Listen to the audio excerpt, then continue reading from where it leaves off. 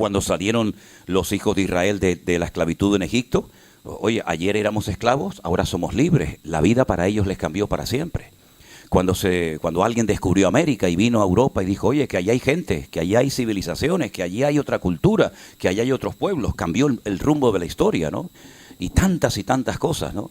Entonces creo que el mundo está a punto de cambiar. De hecho, desde el año pasado, concretamente desde el día 7 de octubre, lo que es toda la zona de Oriente Medio y otros países limítrofes ha cambiado completamente, totalmente. Y el mundo está cambiando de una forma tremenda, y a partir de unos pocos días, semanas o meses, el mundo va a volver otra vez a cambiar. Y la Bélgica que has conocido, o la Europa a la cual viniste a ganar dinero, a empezar una vida nueva, no va a ser la misma que tú te encontraste cuando llegaste aquí.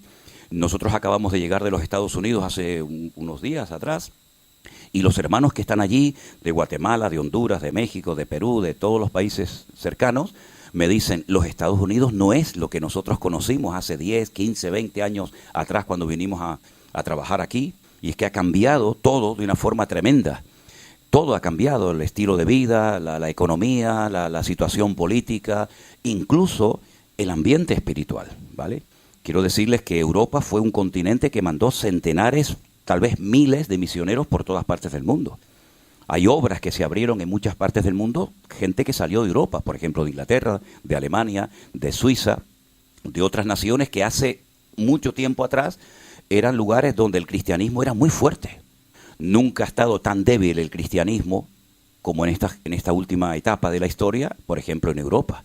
Hoy en día hay muchísimas iglesias que son mezquitas musulmanas, o se han cerrado, y otras que se van a seguir cerrando. Entonces la pregunta es, bueno, ¿esto es casualidad? ¿Qué es lo que está ocurriendo? Que parece como que cada vez somos minoría, como que nuestros hijos parece que tienen que ir como medio asustados a la escuela porque hay una presión social y espiritual tremenda. Bueno, esto no ha hecho más que empezar.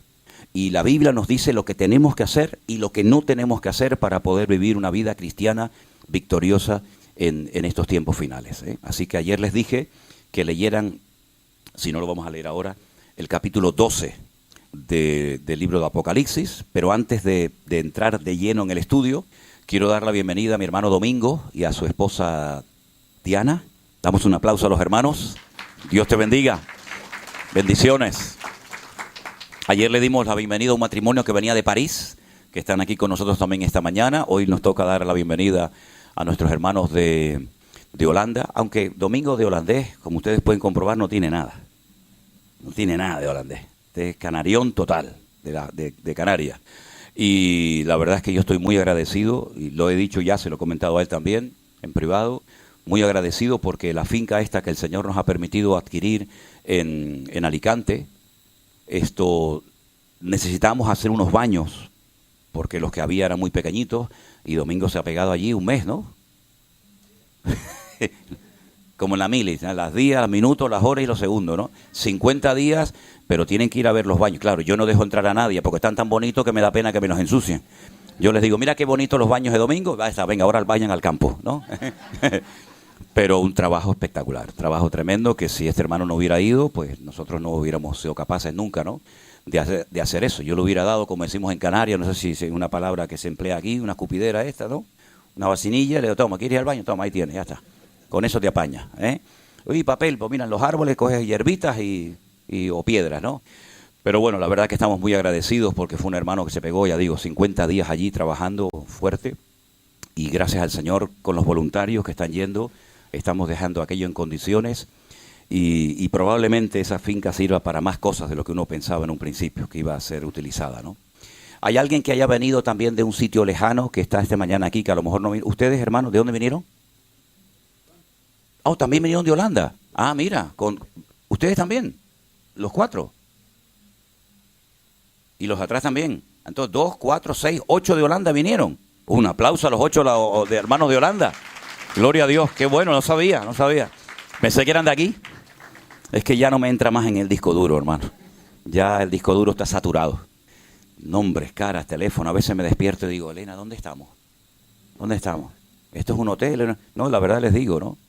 Que no me pase lo que le pasó una vez a un pastor, que viajaba tanto, que bueno, hoy un día aquí, hoy un día allá, un hotel, una casa, y entonces El hombre a medianoche le entró unas ganas tremendas de ir al baño, le sentó muy mal la comida y claro, como no sabía ni dónde estaba, abrió la puerta y salió para afuera, para el pasillo del hotel y trancó la puerta y el hombre se quedó allí en paños menores en el hotel con unas ganas tremendas de ir al baño y decía, Dios mío, ¿y ahora cómo entro? No tengo la llave, pero tengo unas ganas tremendas de ir al baño, estoy muy mal del estómago, me ha sentado fuerte la comida, el picante, Dios mío, ¿qué hago? Entonces vio allí esos ceniceros grandes que hay que son para tirar las colillas, ¿saben? Los que fuman, ¿saben? ¿No?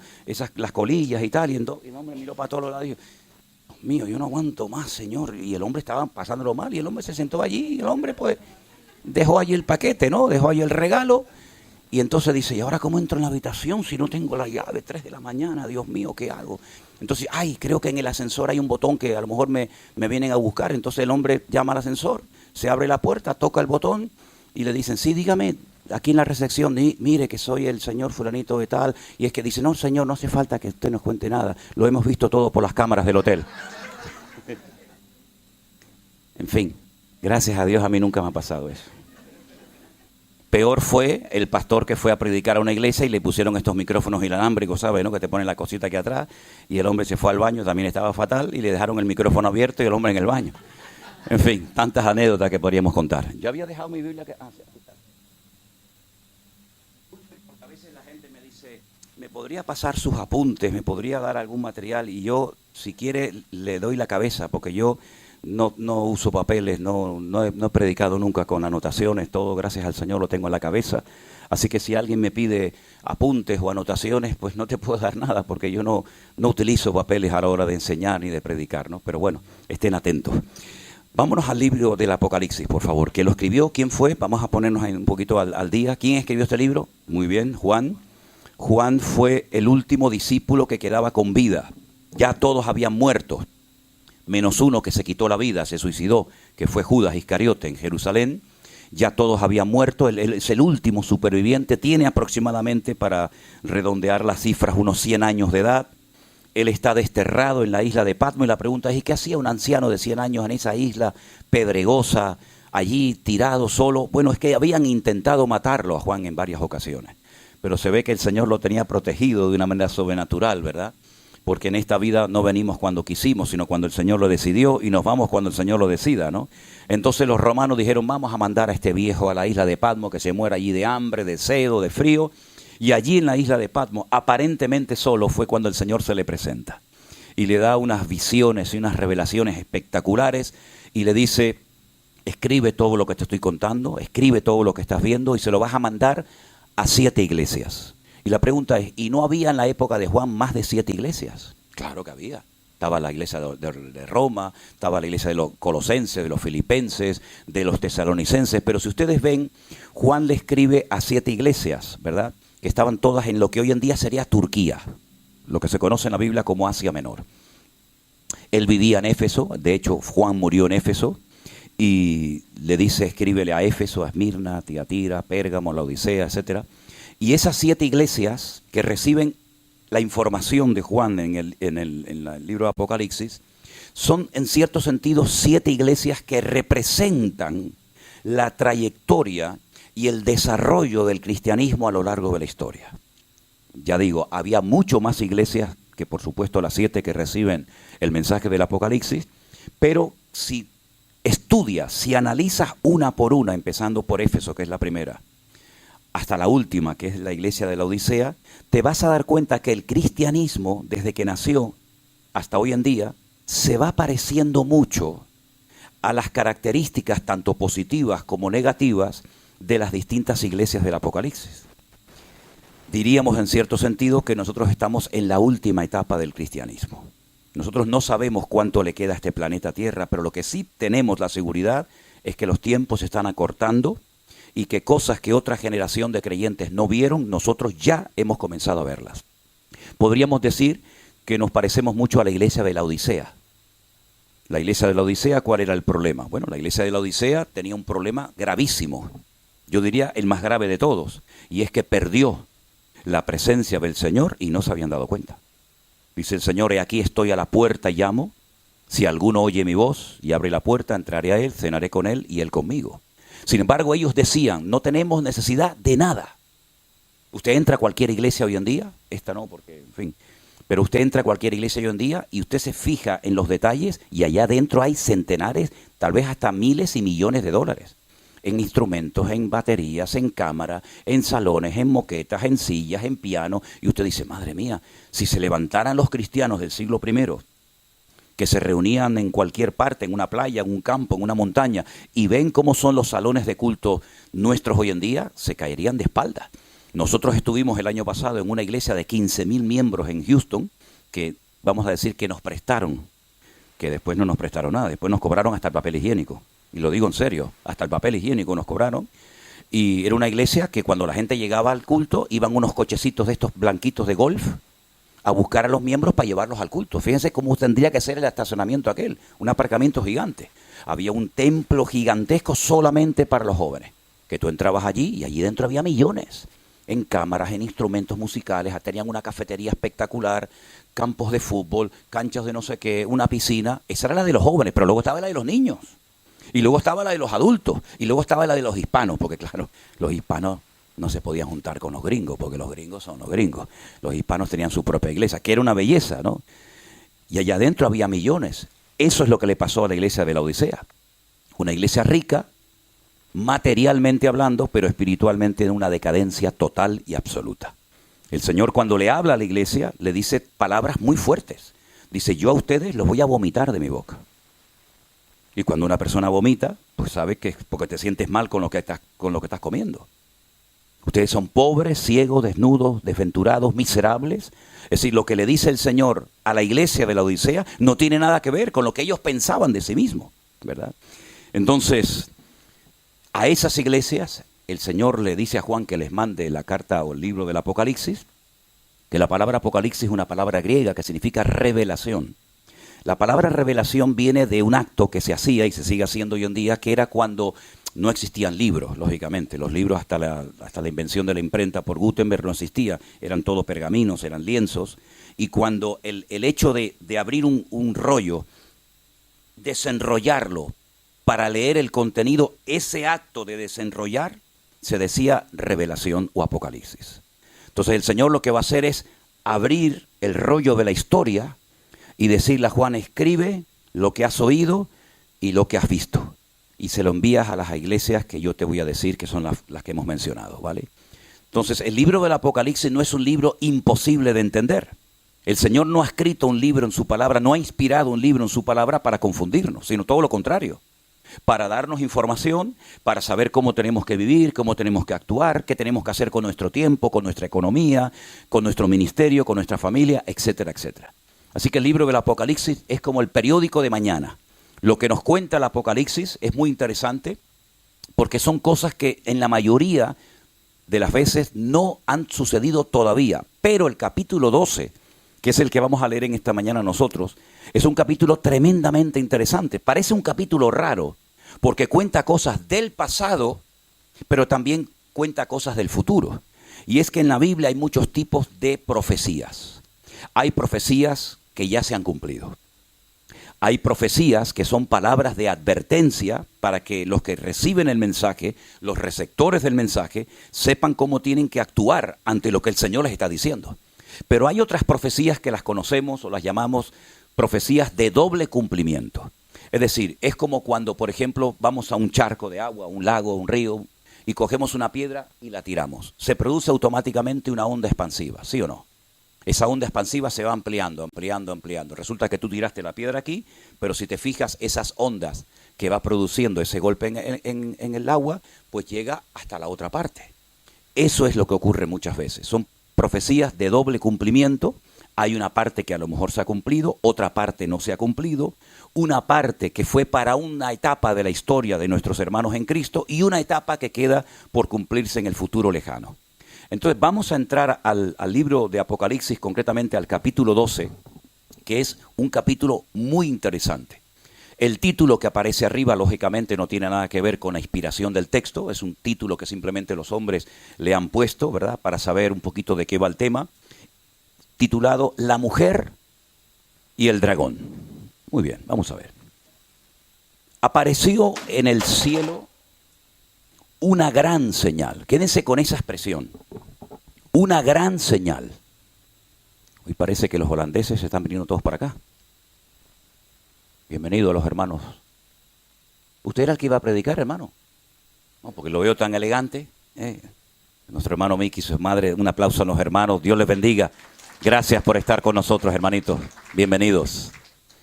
Ok, apareció en el cielo una gran señal. No es una señal cualquiera, es una gran señal. Una mujer vestida del sol, con la luna debajo de sus pies y sobre su cabeza una corona con 12 estrellas. Las características que nos está dando son muy interesantes. No es un hombre, es una mujer, donde aparece el sol, la luna y 12 estrellas. Estando encinta, otro dato interesante, clamaba con dolores de parto en la angustia del alumbramiento. También apareció otra señal en el cielo. Fíjense la diferencia. En el versículo 1 dice una gran señal aparece en el cielo, pero en el versículo 3 dice que aparece otra señal. La importancia no está en esta señal del versículo 3, sino en la gran señal del versículo 1. ¿Se dan cuenta el matiz? Esa señal consistía en que un gran dragón escarlata tenía 7 cabezas y 10 cuernos, y en sus cabezas 7 diademas. Fíjate la diferencia de lo que lleva la mujer: sol, luna y 2 estrellas, y este dragón lleva 7 cabezas, 10 cuernos y una serie de diademas o de adornos.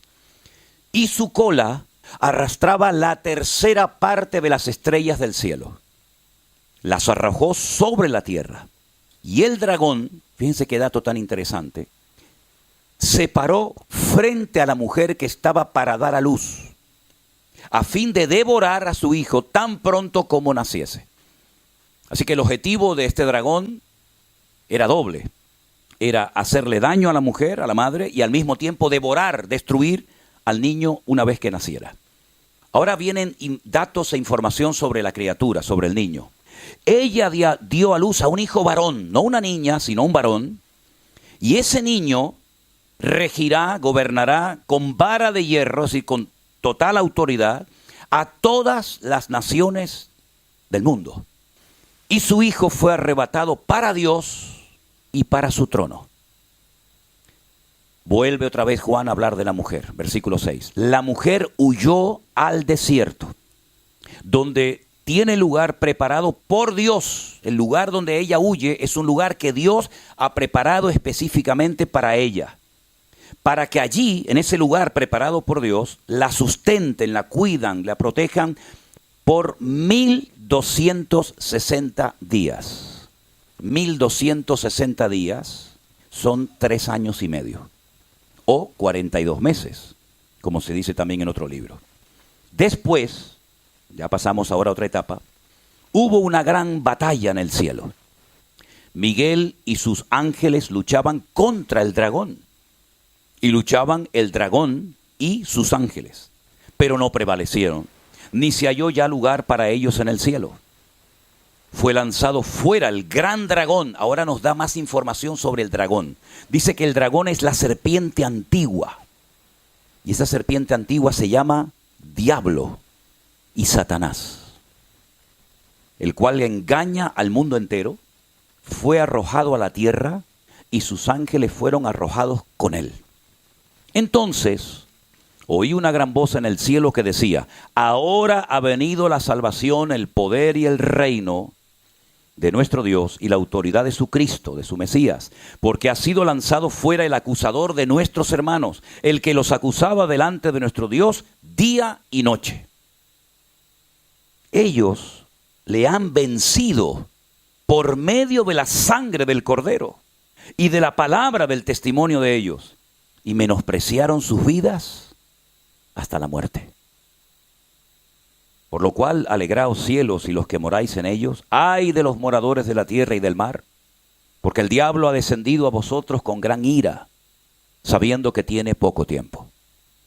Cuando vio el dragón que había sido arrojado a la tierra, persiguió a la mujer que había dado a luz al hijo varón, y se le dieron a la mujer las 2 alas de la gran águila, para que volase delante de la serpiente al desierto, a su lugar, donde es sustentada por tiempos y la mitad de un tiempo. Es exactamente la misma expresión del versículo 6. 42 meses, 1262 días, 3 años y medio. Es lo mismo, pero con otra terminología. La serpiente arrojó de su boca tras la mujer agua como un río, para que fuese arrastrada por el río. Pero la tierra ayudó a la mujer, pues la tierra abrió su boca y tragó el río que el dragón había echado de su boca. Y ahora viene un dato tremendamente importante. Entonces el dragón se llenó de ira contra la mujer y se fue a hacer guerra contra el resto de la descendencia de ella. ¿Y quiénes son esos? Los que guardan los mandamientos de Dios y tienen el testimonio de Jesucristo. Qué capítulo más raro, ¿verdad? Una mujer que está embarazada, preocupada, le entran los dolores de parto y sabe que si nace el niño hay un dragón, un animal mitológico, que quiere devorar al niño, pero hay un momento en el que ella tiene que huir al desierto. El niño, cuando nace, va a gobernar, va a regir con vara de hierro a todas las naciones de la tierra. Entonces ya el protagonista es el niño, no la mujer. La mujer huye al desierto, a un lugar específico que Dios ha preparado, que Dios ha diseñado para que la cuiden, no durante miles de años, sino un tiempo corto de 3 años y medio, 42 meses o 1260 días. El dragón, viendo que su objetivo principal, que era devorar al niño, no se ha cumplido, pues se llena de ira. Ya está arrojado, ya está fuera de la presencia del Señor. La sangre del Cordero, la sangre de Cristo, la obra de Cristo lo ha derrotado. Entonces dice, bueno, ya que no he podido ni con el niño ni con la mujer, pues me voy a hacer guerra contra los descendientes de la mujer que dice la Biblia que son los que guardan los mandamientos de Dios y tienen el testimonio de Jesucristo. Y uno se queda así diciendo, ¿pero esto qué es? ¿Esto es algo que ya pasó? ¿Esto es algo que va a ocurrir en el futuro? ¿Dónde nos metemos nosotros? ¿Quién es esta mujer? ¿Quién es este niño? ¿Quién es este dragón? Vamos a empezar por el principio. La Biblia dice que este capítulo es una gran señal. Por lo tanto, es como decir, atención, atentos, ojo, esto es muy importante. No es algo para pasar desapercibido. Esto es una gran señal. ¿De acuerdo? Entonces hay que abrir los ojos, abrir el corazón, abrir la mente y decirle al Señor, Señor, muéstrame y explícame qué significa esto. Ahora, dentro del círculo teológico de la Iglesia Católica, como siempre, los católicos meten a la Virgen en todas partes. Siempre la ven por todos lados. Entonces ellos interpretan que la mujer es la madre de Jesús, María. ¿Por qué no puede ser María? Porque dice la Biblia, hay un detalle muy significativo. Aquí sería una tremenda contradicción a los católicos. Que cuando el niño no puede ser devorado, no puede ser destrozado por el dragón, que es Satanás, que es el diablo, se va a hacer guerra contra el resto de la descendencia de ella. Es decir, ya ella tenía otra descendencia. El objetivo era matar sobre todo a ese niño, especialmente a ese niño. Pero habla de que ya tenía descendencia.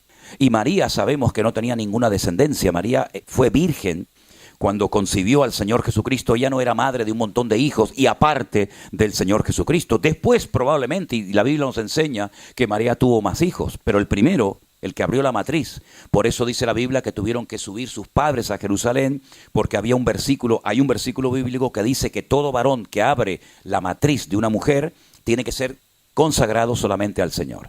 De hecho, hasta hoy en día hay una celebración que se llama Pidión, que significa que cuando una madre tiene por primera vez un hijo varón, con las hembras no se hace esta ceremonia, pero cuando tienes un hijo varón y es el primero que has tenido, tienes que ir a la sinagoga y tienes que dar un dinero para redimirlo, para comprarlo, ¿verdad? Esto es como un símbolo de lo que Cristo ha hecho por nuestra vida, que nos ha comprado y nos ha redimido, ¿verdad? Entonces, María no tenía descendencia cuando parió al Señor Jesucristo, ¿de acuerdo? Entonces no puede ser María. Hay otras personas que han dicho, entonces la mujer es la iglesia. Tiene que ser la iglesia porque la iglesia en la Biblia siempre es tratada como esposa, como novia, como mujer. No puede ser no puede ser la iglesia por la sencilla razón de que la iglesia no parió a Cristo, sino fue al contrario. Fue Cristo el que, por decirlo de alguna manera, parió y formó y diseñó la iglesia. Entonces, ¿de quién se trata esta mujer? Ahora, si ustedes van a la primera profecía de la Biblia, ¿cuál es la primera profecía de la Escritura? Génesis capítulo 3, verso 15. Vamos a leerlo, por favor. Esa es la primera vez que hay un dato profético de algo que va a ocurrir en el futuro La mujer lo oye, Adán lo oye, Satanás también lo oye. Y esta es la primera profecía de la Biblia. Y dice así, Génesis 3, versículo 15. Si quieren arrancamos desde el 14. Jehová Dios le dijo a la serpiente, escuchen, le está hablando Dios al enemigo, al diablo. Por cuanto hiciste esto, maldita serás entre todas las bestias y entre todos los animales del campo. Sobre tu pecho andarás y polvo comerás todos los días de tu vida. Se ve que antes la serpiente cuando tentó a Eva no se arrastraba, porque la consecuencia de su pecado es que a partir de ese momento se arrastraría. Luego probablemente antes volaría o caminaría, o vete tú a saber qué hacía. Entonces le dice al diablo, aparte de eso, pondré enemistad. Habrá una lucha constante y permanente, una enemistad entre ti y la mujer. Entre tu simiente y una simiente suya, es decir, un heredero de ella. Esta te herirá en la cabeza y tú le herirás en el calcañar. Parece como que el Señor no está diciendo mucho, pero está diciendo muchísimo. Está diciendo que un descendiente de la mujer, que no sabe Satanás cómo se va a llamar, ni dónde va a nacer, ni nada, sino simplemente tiene este dato, porque el diablo no es omnisciente, es decir, no lo sabe todo, pero va cogiendo datos que Dios le va dando, ¿verdad? Porque el diablo no es un ser, perdonen la expresión, no es un estúpido, es un ser acabado en hermosura, lleno de sabiduría, el sello de la perfección, son los calificativos que el Señor utilizó para definirlo una vez que lo creó, no como diablo evidentemente, sino como arcángel. Por lo tanto, el diablo sabe perfectamente, porque Dios se lo ha dicho, que él va a poder herir en el calcañar, en el tobillo, en los tobillos, la parte más baja del cuerpo, él va a poder herir a un descendiente de una mujer, pero que al mismo tiempo a ese que él va a poder herir, él va a ser herido en la cabeza. Claro, Satanás dice, bueno, ¿y de quién se trata? Ahora nacen dos hijos, hay dos, está Caín y está Abel. Si yo le pongo en el corazón a Caín, que es un desobediente, que es un rebelde, que hace las cosas a su manera, creyendo que de esa forma se puede agradar a Dios, si yo le pongo en el corazón a su hermano que mate al que Dios le ha bendecido, al que Dios le ha hablado, ya me quedo con un 50%. La Biblia dice que Caín engañó a su hermano, salgamos al campo y estando en el campo se levantó contra él y lo mató. Pero sin embargo, al poco tiempo se da cuenta de que Caín es maldecido por Dios. Maldito será el que persiga a Caín, el que mate a Caín, le pone una señal en la frente. Por lo tanto, Satanás sabe que Caín no puede ser el que le va a herir a él en la cabeza. Y si leemos todo el Antiguo Testamento, nos vamos a dar cuenta que es la continua persecución, el continuo ensañamiento por parte del diablo de tratar de impedir por todos los medios que ese niño nazca. Lo intentó en Egipto, lo intentó en el cautiverio babilónico, lo intentó de muchas formas y maneras, tratando de impedir, tratando de obstaculizar que ese niño nazca. De hecho, al poco tiempo de nacer el Señor Jesucristo, que ese era el descendiente de la tribu de Judá, ese era el futuro Mesías, la Biblia dice que nuevamente vuelve a poner Satanás en el corazón del rey Herodes, que era el que gobernaba Judea en aquella época, que vuelva a matar a todos los niños. Y para que no se le escape ninguno, pone la edad de 2 años para abajo. Porque cuando los magos llegaron de Oriente, no vieron un niño recién nacido, como los pastores. Cuando los magos llegaron de Oriente, no vieron, repito, a un niño recién nacido, sino vieron a un niño ya grandecito. Ya no estaba en un pesebre, ya no estaba en una azucá, ya estaba en una casa. ¿De acuerdo? A veces lo juntamos todo y ahí está la burrita, el burrito, José, María, los magos, los pastores, y eso es un rollo que no tiene absolutamente nada que ver con la cruda realidad. Ahora, Satanás no fue capaz de impedir el nacimiento del Señor Jesucristo. Ni siquiera fue capaz de obligarlo o de presionarlo para que bajara de la cruz. Si eres el Hijo de Dios, baja y demuéstranos a todos que eres poderoso, ¿verdad? Satanás sabe perfectamente que fue derrotado y fue vencido por el sacrificio de Cristo en la cruz. Que aunque él logró clavarlo y herirle en el calcañar y también, por supuesto, en las manos, en el costado y en la cabeza, él sabe que ese día, aunque no se vio, él sabe perfectamente que ese fue el fin de su vida o de su poder o de su influencia en el mundo. Lamentablemente todavía hay muchos cristianos, digo lamentablemente porque es una pena que haya cristianos que estén todo el día que si el diablo de esto, que si el diablo lo otro, que si el diablo mete en todo, que si el diablo no sé qué, que si el diablo no sé cuánto, cuando estamos hablando de una persona que ha sido totalmente derrotada, no destruida, es un condenado a muerte en libertad condicional, por decirlo de alguna manera. Estás condenado a muerte, pero yo te dejo suelto un tiempo. Porque Satanás no está atado, Satanás no está en el infierno. Satanás anda dando vueltas, buscando a quien devorar, ¿verdad? Ahora bien, la mujer es el pueblo de Israel, que recibe la promesa por medio de Eva, por medio de Abraham, por medio de Isaac, por medio de Jacob, por medio de las tribus de Israel, recibe la promesa de que algún día un descendiente del pueblo de Israel, y fue dando datos el Señor a lo largo de la historia, diciendo de las 12 familias, esta es la familia de la cual va a proceder el Mesías, y es de la tribu de Judá, de la cual era el rey David, ¿verdad? Entonces, la mujer es el pueblo de Israel, el niño es el Señor Jesucristo, que tenía que nacer. Ahora, si ustedes se dan cuenta, el arcángel Gabriel apareció en varias ocasiones en lo que llamamos nosotros el Antiguo Testamento. Pero la primera vez que el ángel Gabriel aparece en el Nuevo Testamento es cuando va a la casa de una mujer llamada Miriam o María. Y le dice 7 cosas que van a suceder con ese niño. Una de las cosas que le dice es que reinará sobre la casa de Jacob y su reino no tendrá fin. Será un rey eterno. No como los reyes de Judá o de Israel que reinaban un tiempo y morían, sino que ese niño algún día gobernará sobre todas las naciones de la tierra y sobre la casa de Jacob para siempre, y su reino no tendrá fin. De las 7 profecías que ustedes las pueden leer en Lucas, en el anuncio del nacimiento del Señor Jesucristo, de las 7, 4 ya se han cumplido. Eso se lo dejo como tarea. 3 no se han cumplido y tienen que ver con los últimos tiempos. El Señor cuando vino no reinó sobre la casa de Israel. De hecho, el día mismo de la ascensión, sus discípulos se le acercaron al maestro y le dijeron: Señor, tú vas a restaurar el reino. Si hay un reino, tiene que haber un rey.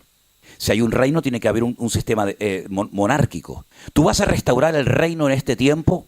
Y se les dijo: no os toca a vosotros saber las sazones que el Padre puso en su sola potestad. Él no vino como rey triunfante y glorioso, sino viene como siervo sufriente, según lo que había dicho Isaías 53, ¿verdad? Que sería llevado como oveja al matadero, etcétera, etcétera. Pero la Biblia habla de 2 venidas. Si usted solamente tuviera el Antiguo Testamento, imagínense por un instante que no tuviéramos Nuevo Testamento, como es la Biblia de los judíos, que no tienen Mateo, Marcos, Lucas, Juan, sino solamente tienen el Antiguo Testamento. Usted podría llegar rápidamente a la conclusión de que el Mesías tendría que venir 2 veces, una vez para morir y otra vez para reinar. Lamentablemente los judíos pensaban que cuando viniera el Mesías iba a venir a reinar, y confundieron la segunda venida con la primera venida. Por eso ellos rechazan a Jesús, rechazan al Señor Jesucristo, porque dice que Él no fue capaz de unir a todas las tribus de Israel, ¿verdad? Que nadie sabe dónde están, y reinar sobre la casa de Jacob para siempre. Por eso lo descartan como un falso Mesías. Pero sin embargo la Biblia nos habla de que Él tendría que venir primeramente a morir, a redimirnos, porque la sangre de los toros y de los machos cabríos no perdonan nuestros pecados. Usted puede matar 20,000 vacas, ovejas, carneros, lo que quiera, pero la mancha de su pecado siempre quedará en usted. Pero cuando viene el Señor Jesucristo, una persona que ya le llamamos Juan el Bautista, dijo: este es el Cordero de Dios, que es el que quita, no el que cubre, no el que tapa, sino el que quita el pecado. Y efectivamente, Jesús fue el Cordero, la víctima inocente, que tendría que morir en tu lugar y en mi lugar. Por eso los judíos le llamaron la atención a los discípulos, porque todos los años en la fiesta de Pesaj, que se celebra en la época de marzo, abril, la fiesta de la Pascua, el sumo sacerdote se iba al sur, como a 7, 8 kilómetros más o menos de Jerusalén, está un pueblecito llamado Betlehem, que significa la casa del pan, o Belén, como lo llamamos nosotros. Y entonces allí era donde se criaban los corderos para sacrificarlos en el templo. Allí fue donde nació el Señor. Por eso allí estaban los pastores esa noche cuando el Señor Jesús nació. Y entonces el sumo sacerdote iba a Belén y compraba 2 corderos. Y cuando iba rumbo a Jerusalén, la gente en esa puerta estaba esperando al sumo sacerdote, y cuando lo veían en el horizonte, cuando veían que venía con los 2 corderos, la gente comenzaba a decir: Baruch haba Beshem Adonai. Bendito el que viene en el nombre del Señor. Entonces, un cordero, echaban suertes, hacían como una especie de rifa, no sé, una especie de suerte, y decían: bueno, a este le tocó morir aquí en el altar en Jerusalén, y al otro lo tenemos que mandar a Azazel, se llamaba así, al desierto. y allí tiene que morir, allí tiene que ser despeñado.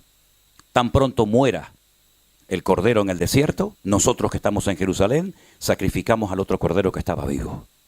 Sí, pero no había teléfono, no había WhatsApp.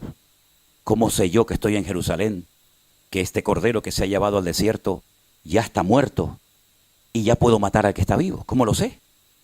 Entonces les ocurrió una idea genial. Cuando ustedes van a Jerusalén se van a encontrar a muchos pidiendo en la calle dinero y te venden un hilito rojo que te lo amarran aquí. Y ellos dicen, no, para la buena suerte. Pero fíjense lo que se hacía. Se ponía un hilo en uno de los cuernos del carnero que se llevaba al desierto y otro hilo en el que se quedaba en Jerusalén.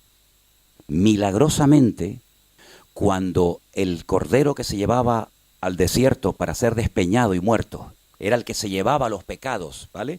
Era como que le cargamos todos los pecados a este animal y se lo llevamos al desierto para que se lleve nuestros pecados y allí lo matan. Cuando ese cordero era muerto en el desierto, el hilito blanco que tenía el cordero que se había quedado en Jerusalén cambiaba de color y se ponía rojo. Y la gente sabía, ya ha muerto el cordero del desierto. ¿Saben ustedes que desde el día que murió el Señor Jesucristo en Jerusalén, nunca más el cordón cambió de color? Nunca más, lo dice el Talmud, jamás. Pero ellos siguen con la tradición de que si quieres tener buena suerte, te venden un hilito rojo que te lo pones en la mano. De hecho, hay muchos lugares que la gente se pone para el mal de ojo, para la buena suerte, ¿no? ¿Verdad? Le ponen un cosito rojo. De ahí viene toda esa vaina. De ahí viene toda esa leyenda, toda esa tradición. Entonces, cuando el sumo sacerdote venía con los dos corderos y la gente salía a recibirlo, pues ya sabían que venía. Entonces lo tenían una semana examinando a ver si era correcto, si no era correcto, si tenía un defecto, si era cojo, si era ciego, si no sé qué, si no sé cuánto. Y entonces lo examinaban y era apto para el sacrificio. Pero resulta que ese día la gente no salió a la puerta a recibir al sumo sacerdote que venía con los corderos, sino se fueron a la otra puerta, se fueron a la puerta del este. Y entonces toda la multitud comenzó a decir, Baruch, Jabá, Beshen, Adonai, bendito el que viene en nombre del Señor. Pero ¿quién viene ahí? ¿Quién viene por ahí? Viene uno montado en un pollino de asno. Y entonces los religiosos salieron corriendo y le decían a los discípulos, cállense, ¿pero qué están diciendo? Si ustedes no tienen que decirle esto a este hombre, ustedes se lo tienen que decir al sumo sacerdote que viene por la otra puerta que lo han dejado solo. Y entonces dijo el Señor, si estos se callan, las piedras hablarían. Y ese día entró triunfalmente el Señor Jesucristo, pero Él sabía perfectamente que en esa misma semana lo iban a crucificar. Porque Él sabía que había venido para morir en una cruz.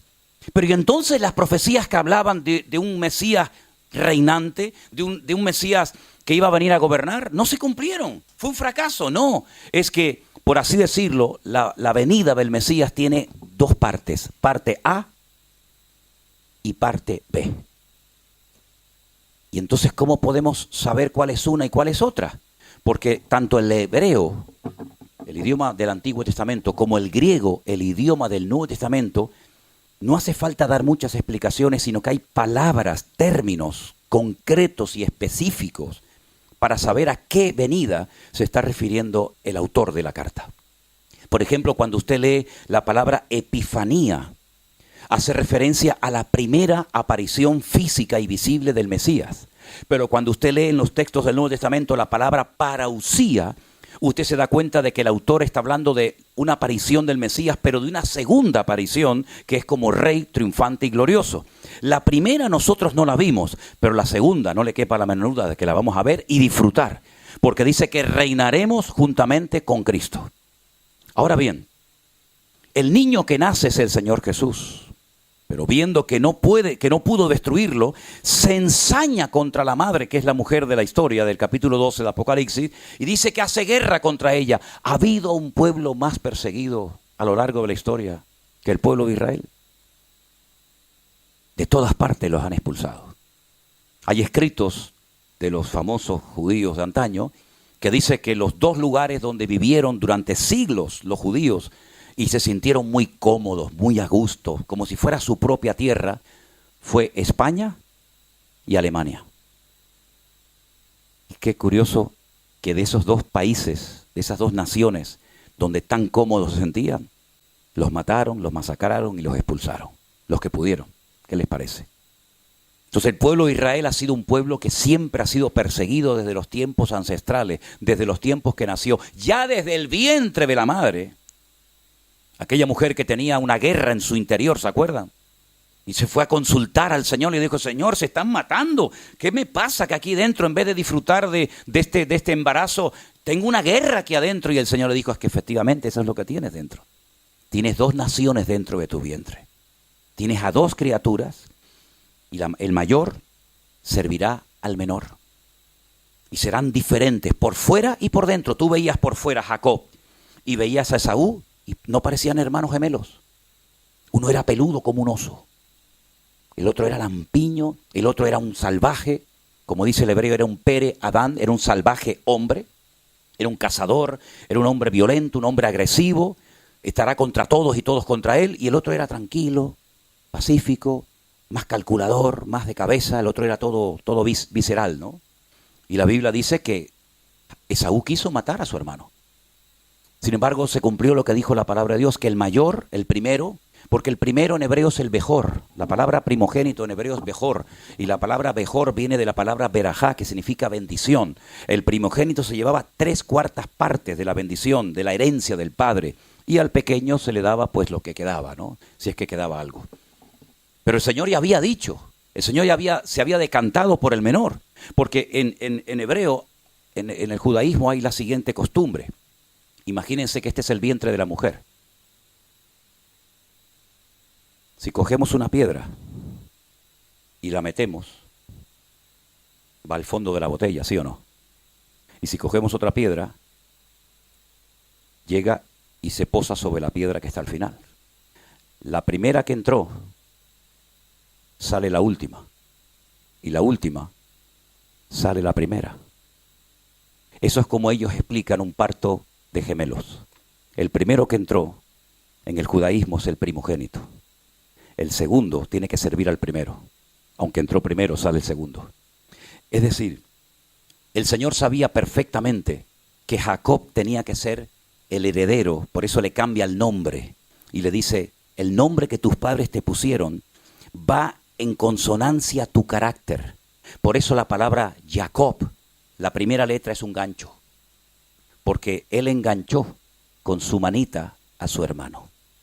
Y para recordar que él fue el que le agarró al calcañar a su hermano, le pusieron una letra que es como un gancho, que se llama la letra Yod, en la primera letra, Jacob. Pero cuando él tiene un encuentro con el Señor le cambia el nombre. Y le dice, ya no vas a ir por la vida pues haciendo las triquiñuelas que todos sabemos. Ahora te voy a llamar Israel. Es un nombre inventado por Dios.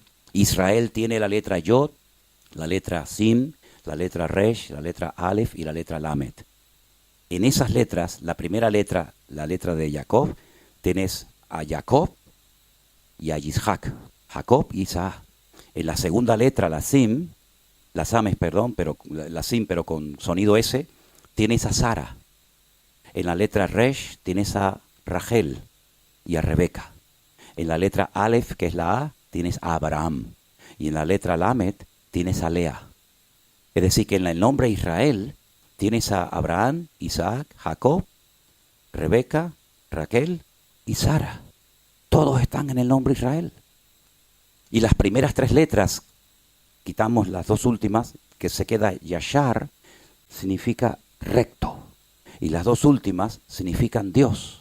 A partir de ahora vas a caminar recto delante de Dios. Porque yo he enderezado tu vida para que nunca más vuelvas a hacer lo que has hecho, sino que serás recto delante de mi presencia. Entonces, ese pueblo, Satanás lo odia, porque durante siglos fue el pueblo que representó la presencia y la existencia de Dios en la tierra. Hoy en día, si vamos por muchas partes del mundo, hay mucha gente que se definen como cristianos, sean evangélicos, sean católicos, sean luteranos, y ya prácticamente todo el mundo sabe que hay una Biblia, que hubo un Señor Jesucristo, que hubieron unos apóstoles, etc. Pero en aquella época, los únicos en el mundo que sabían que había un único Dios, que se quería rebelar y tener comunión con el hombre eran ellos, era el pueblo de Israel. Por eso las costumbres de ellos eran diferentes a las de los demás pueblos. Por eso ellos, por ejemplo, cuando llegaba el séptimo día, el día de la semana del reposo, ellos no trabajaban. Ni ellos, ni los animales, ni los esclavos, ni nadie que viviera entre ellos. Y claro, los miraban y decían, pero ¿cómo no trabajan ustedes? ¿Por qué se paran todos en el día del reposo? Dice, porque Dios creó todo lo que vemos en 6 días y el séptimo día reposó. Es decir, es como una enseñanza objetiva de que nosotros creemos en un Dios creador, diseñador del universo. Y eso para ellos era un impacto.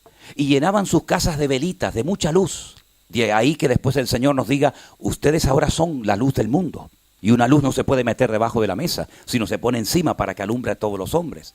Entonces Satanás sabía que el único pueblo que sabía que había un profeta, que había un Dios, que había un cielo, que había un infierno, que vendría un Mesías, eran ellos. Por eso Satanás quiso siempre destruir a ese pueblo. Porque destruyendo a ese pueblo, destruye el testimonio de Dios en la tierra. Si ellos no hablan de Dios, ¿quién va a hablar de Dios si nadie le conoce? Si lo primero que hicieron, por ejemplo, para poner un ejemplo, los filisteos, cuando conquistan a Israel, es coger el arca de la alianza y llevarla ¿a dónde? A su templo. Porque ellos pensaban que cuando se iba a la guerra, también se enfrentaban en el mundo espiritual los dioses tanto de uno como de otro.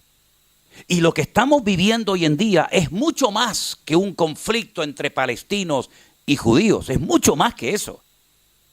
Es un conflicto espiritual. ¿Quién puede más? ¿Alá o el Dios de los hebreos? ¿Quién tiene más autoridad? Por ejemplo, el Corán, que es el libro sagrado para el mundo musulmán, o las escrituras de ustedes, los judíos. Es todo un conflicto espiritual que no se arregla con bombas, que no se arregla con tiros. Al contrario, cada vez va a ser peor. Y va a llegar un momento que no se va a poder controlar, porque es más y más y más y más y más, ¿verdad? Es el ojo por ojo y diente por diente. El único que puede poner paz, verdadera paz, es el creador del universo, es Dios. El hombre no puede poner paz. Hoy firmas un tratado de paz y mañana lo quebrantamos. Hoy digo, bueno, no nos atacamos más, mentira, mañana nos atacamos otra vez. Y siempre el hombre está pensando en cómo atacar, cómo destruir, cómo hacer esto, cómo hacer aquello. Si alguien logra destruir a Israel, si alguien fuera capaz de destruir a esa gente, demostraría 2 cosas. Que el Dios de ellos es más débil que el mío. O que Dios es un mentiroso y no pudo cuidarlos como tú dijiste que los ibas a cuidar. Ahora, fíjense que no estamos hablando de un pueblo perfecto, ni mucho menos, cuidado. Pero Dios dice, yo he empeñado mi palabra. Yo sé que hoy en día la palabra de un hombre pues vale poco, pero hace muchos años tú le dabas la mano a un hombre y no hace falta firmar ningún contrato. Yo te digo que te voy a vender mañana mi auto y te lo vendo. Y ya me pueden venir hoy 50 personas a ofrecerme millones. Yo he empeñado mi palabra y te he dicho a ti que mañana te vendo mi auto. Eso era durante mucho tiempo. La palabra de un hombre, como decían los católicos, iba a misa, ¿no? Tenía un peso. Lamentablemente hoy en día la palabra cada vez vale menos. Pero la palabra de Dios es poderosa, es fiel. Y Dios dio su palabra de que protegería a ese pueblo no por ser los mejores, sino por ser los peores. Es decir, Dios toma lo que nadie quiere. Generalmente cuando tú vas a un lugar, escoges los mejores productos dentro de tus posibilidades, ¿sí o no? Si tú tienes posibilidad de comprarte un buen carro en buen estado, sería una locura comprarte un carro que sabes que se te va a romper mañana, que está viejo, que no sirve para nada, que tiene las piezas desgastadas por el uso. Eso es lo que hace Dios, lo hace al revés de lo que nosotros haríamos. Coge lo que nadie quiere. ¿Dónde vivía esta gente antes de ser un pueblo? En Egipto. ¿Qué eran? Esclavos. ¿Quién quiere comprar esclavos? Los reyes se rodeaban de las mujeres más hermosas, de los jóvenes más sabios, más cultos. Y Dios resulta que se va a Egipto y compra y redime a un pueblo que están como esclavos, que no tienen futuro, no tienen patria, no tienen nada. Y Dios los redime y dice, no lo hago por vosotros, sino lo hago por mí. Yo los escogí y los protegeré y nadie te podrá hacer frente en todos los días de tu vida. ¿Cuántos pueblos y cuántos imperios, seamos sinceros, aunque no fuéramos cristianos, cuánta gente ha dicho, los vamos a destruir? Mira, Egipto, el faraón de Egipto intentó destruirlos. Y Egipto era una potencia militar como nunca jamás te podías haber imaginado. Egipto fue destruida. Y los judíos salieron. Y Egipto fue destruida. Llegó Nabucodonosor, una potencia militar brutal desde Irak, Babilonia en la Biblia. Les quemó el templo. Mató y violó a mujeres. Se los llevó 70 años a Babilonia. Les cambió el nombre a todos los judíos para que no se acordaran del nombre de Dios. Les enseñó otro idioma, el arameo. Les cambió las culturas, les cambió las formas como comían. No los logró destruir. ¿Qué quedó de Babilonia? Nada. Ellos salieron, reconstruyeron su país. Llegaron los medos persas. Los persas son los iraníes y los medos son los kurdos. Durante siglos conquistaron a los judíos. Hicieron un daño terrible. ¿Dónde están los kurdos y los persas? Nada, el pueblo de Israel sigue estando ahí. Llegaron los griegos con Alejandro Magno, un imperio militar brutal. Llegaron a Jerusalén y el templo lo convirtieron en un gimnasio. Pusieron la estatua de Júpiter. Antíoco Epifanes, uno de los descendientes de los generales de Alejandro Magno, pues cogió un cerdo, lo sacrificó, lo llevó allí al Arca de la Alianza, profanó el lugar santísimo. Un desastre. ¿Dónde está el imperio griego? No existe. Llegaron los romanos, el imperio más largo de la historia, casi 1000 años. Casi 1000 años. Destruyen Jerusalén, le cambian el nombre, no se va a llamar Jerusalén, esto se llama Aelia Capitolina.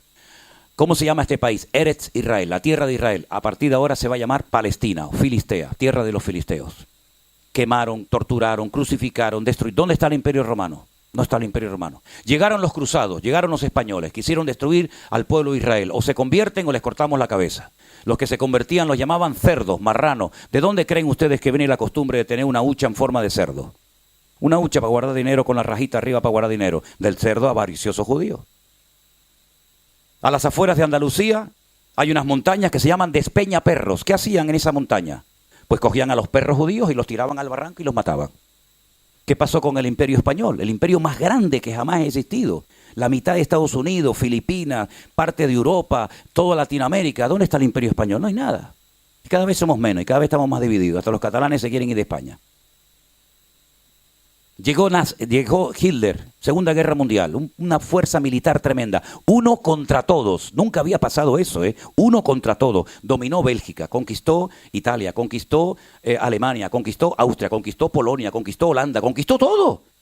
¿Qué fue del Tercer Reich que decía que iban a durar 1000 años? ¿Dónde están? Murieron todos. Los judíos los masacraron. A los pocos años, 1948, la Segunda Guerra Mundial creo que terminó en el 45, 3 años más tarde ya tienen un país los judíos. Y Hitler ya se murió. Tú dices, bueno, pero vamos a ver, ¿pero qué tiene esta gente? ¿Qué le pasa a este pueblo? Es que Dios ha empeñado su palabra. Ahora Israel está peleando contra 7 frentes diferentes. Díganme ustedes un país que pelee contra 7 frentes al mismo tiempo. Un país que es así. Que es el 0,02% de la población mundial. 9 millones de judíos viven allí, parece que viven 1000 millones. 9 millones de judíos contra millones de naciones. Y tú dices, ¿pero qué es lo que pasa? ¿Cómo es posible que hay imágenes, hay muchas imágenes, que lancen los cohetes para allá y se den la vuelta y vuelvan para el que lo lanzó? ¿Cómo es posible que ocurran tantas cosas? En la Guerra de los 6 días, 1967. Suben los poquitos tanques de guerra a los altos del Golán. Cuando llegan arriba se encuentran centenares y centenares de carros de combate de los sirios, armados hasta los dientes, material ruso tremendamente sofisticado. Están subiendo los 4 tanques viejos de la Segunda Guerra Mundial que habían recuperado los judíos, y cuando llegan arriba a los altos del Golán se ven todo el valle lleno de centenares y centenares de carros de combate. Este es el fin, ya no hay ninguna escapatoria, de aquí no salimos. De repente comienzan y hay imágenes. Comienzan a abrir las tapas de los tanques de combate, los sirios, con todo el material dentro, armados con cohetes, con misiles, con todo, lo dejan encendido y salen corriendo. Y dicen, pero ¿por qué se van? ¿Por qué se van? ¿Por qué no nos disparan? Años más tarde, generales sirios dijeron, pero ¿cómo no íbamos a huir? Si cuando ustedes subían los altos del Golán iba una mano gigante así, protegiéndolos y cuidándolos. Los franceses llegaron en una de las famosas guerras que hubo con Gaza, no esta, sino otras. Y dijeron, pero ¿cómo son tan malos ustedes que cogen un bazooka y apuntan para allá? Ahí está el edificio, ahí viven 500 personas. Lanzan para allá y sale para allá el cohete. ¿Por qué no apuntan bien? Y ellos dijeron, porque el Dios de ellos pelea contra nosotros. Cosas increíbles, increíbles. O esto es verdad lo que dice la Biblia, o alguien nos está mintiendo y tomando el pelo. Entonces, queridos hermanos, esta mujer es el pueblo de Israel que ha sido y seguirá siendo perseguido. Y les voy a decir algo, y esto no ha hecho más que empezar. Porque ahora están peleando con 7 frentes diferentes, con los hutíes en el sur, con Hamas en el oeste, con los Hezbollah en el norte, con Irak, con Irán. Pero va a llegar un momento que todas las naciones de la tierra, escúchenlo bien, todas las naciones de la tierra atacarán a Israel, todas. Y los que van a capitanear, los que van a dirigir este ataque brutal contra Israel, van a ser nada más y nada menos que, como dice la Biblia, en los tiempos de la Biblia se llamaba Gog, Magog, Mesed y Tubal, que son las naciones de Rusia y todos los satélites que giran en torno a ellos. Putin fue criado por una familia hebrea. Putin no va a atacar a Israel. Además han llegado a un acuerdo donde han dicho que si Israel no le vende a Ucrania la cúpula de hierro, la Kipá Barcel, que es la que protege de los ataques de misiles, él se compromete a no atacar a Israel. Yo no le creo nada a este caballero, pero él fue criado por una familia judía. Él sabe hablar hebreo perfectamente. Su familia era muy pobre, los dejaban abandonados a los niños y entonces los judíos llegaban y lo criaron a él y a sus hermanitos. Y él sabe mucho de la Biblia, sobre todo de las profecías del Antiguo Testamento. Y él sabe que hay una profecía que habla de que el oso del norte, que es Rusia, atacará a Israel.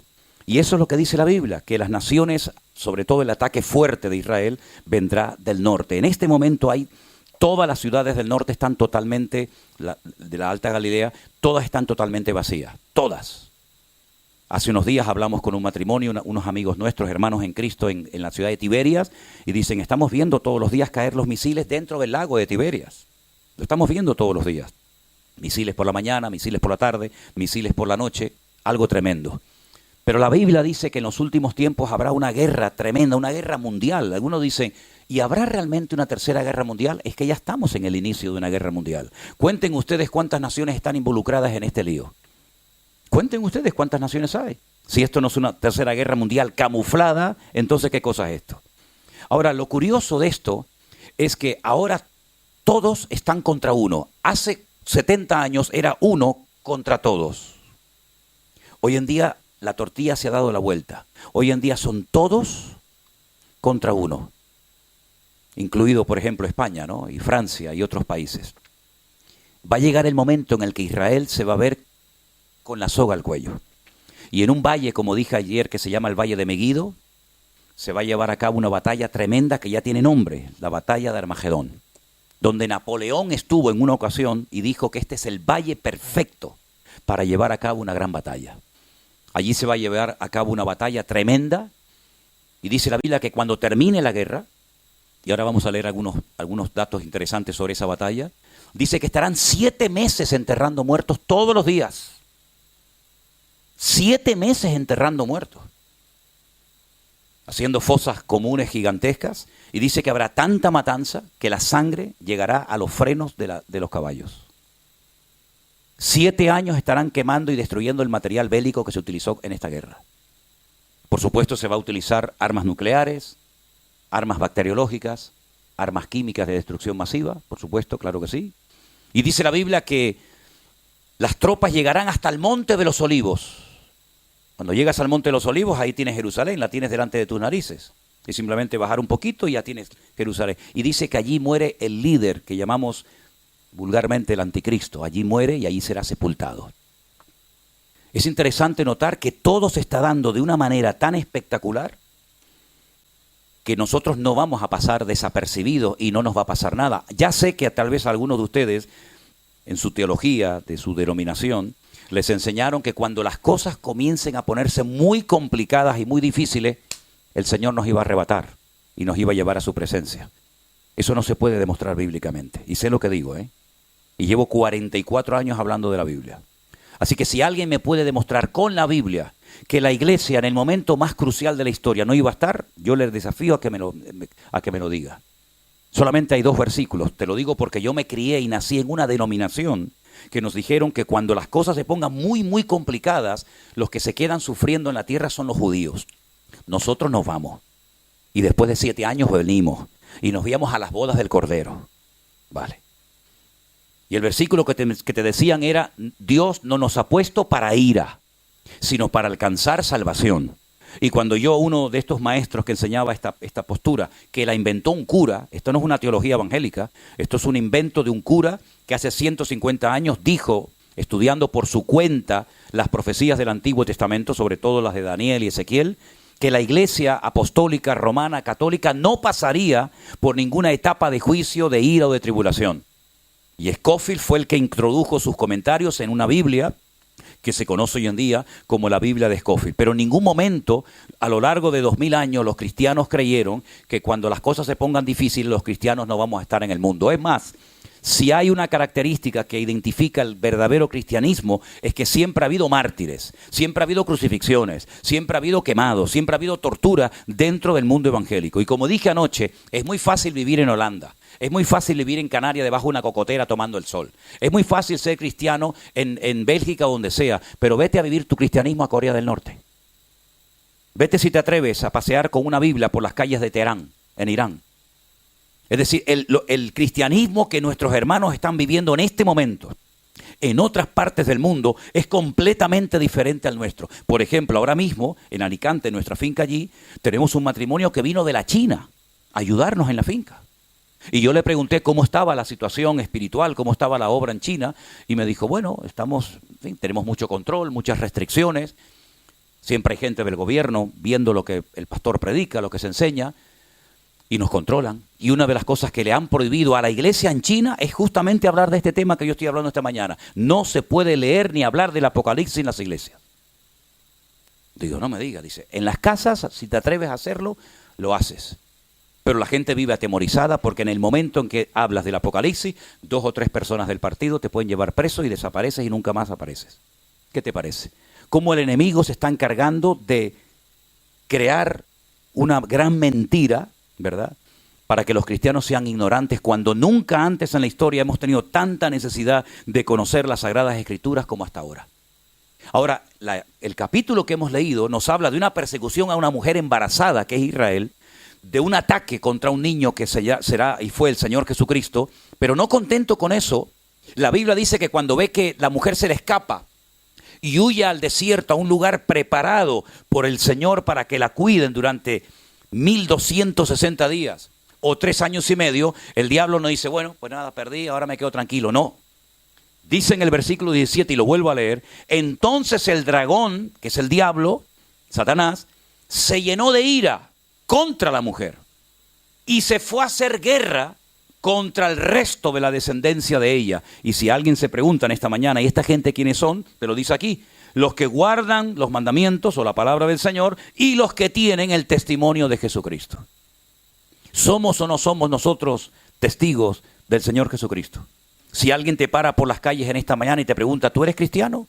¿Tú sigues a Jesucristo? ¿Cuál es tu respuesta? Sí, pues entonces aquí estás tú. Este eres tú, los que guardamos el testimonio de Jesucristo, los que todavía nos atrevemos a hablar de estas cosas en público, los que todavía estamos de pie y decimos, sí, yo soy cristiano, ¿qué problema hay? ¿Qué problema hay que yo sea cristiano y quiera seguir las enseñanzas y el testimonio del Señor Jesucristo? Pues dice la Biblia que no solamente se atrevió a perseguir al niño y a la mujer, que era Israel, sino que va a hacer guerra contra los que dicen que siguen las enseñanzas y el testimonio del Señor Jesucristo. Y ahí entramos tú y yo. Tenemos en este momento más de 66 millones de personas que practican otra religión en Europa.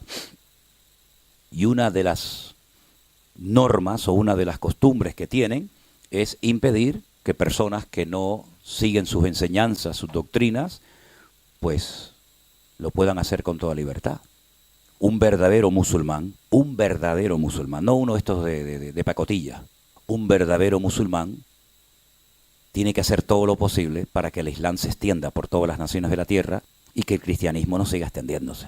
Así de claro. Porque el cristianismo hizo guerra contra el Islam, no nos olvidemos de eso. ¿Qué hicieron los cruzados durante siglos?